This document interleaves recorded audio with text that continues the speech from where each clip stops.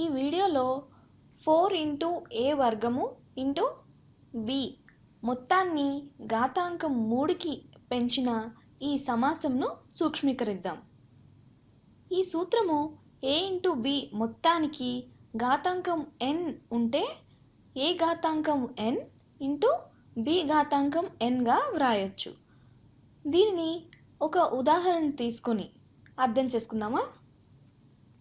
ఏ into B మొత్తాన్ని ఘాతాంకం 3కు పెంచితే అది దేనికి సమానం అవుతుంది?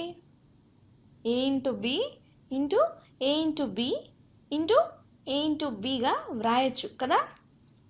గుణించడానికి ఏ వరుసలో గుణిస్తున్నాము అన్నది ముఖ్యం కాదు కనుక వరుసను మార్చి అంటే A into A into A into B into B into బిగా వ్రాస్తాను. ఏ ఇంటూ ఏ ఇంటూ ఏ విలువ ఏ ఘనము, అలాగే b into B into b విలువ బి ఘనము. కావున పైన చూసిన సూత్రం అర్థమైంది కదా. ఇప్పుడు ఈ లెక్కను సూక్ష్మీకరిద్దాం.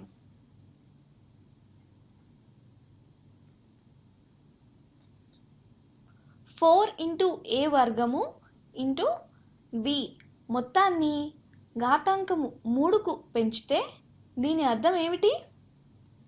4a వర్గము ఇంటూ బిని 3 సార్లు గుణించాలి. ఇప్పుడే నేర్చుకున్న సూత్రాన్ని వాడితే దీనిని 4 ఘనము ఇంటూ ఏ వర్గాన్ని ఘాతాంకం 3కు పెంచాలి ఇంటూ బి ఘనంగా వ్రాయొచ్చు. చూడండి, ఈ పైన వ్రాసిన 3 ఈ 3 4కి ఏ వర్గము మరియు బికి వ్రాసిన ఘాతాంకం 3లు ఒకటే. ఇప్పుడు దీన్ని సూక్ష్మీకరిద్దాం.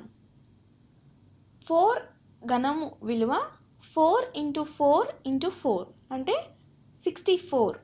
అలాగే ఘాతాంకాల లబ్ధ సూత్రం ద్వారా ఏ వర్గం ఘాతాంకం 3ని ఏ ఘాతాంకం 2 ఇంటూ 3 ఏ ఘాతాంకం 6గా వ్రాయొచ్చు. అలాగే బి ఘనాన్ని వ్రాస్తున్నాను.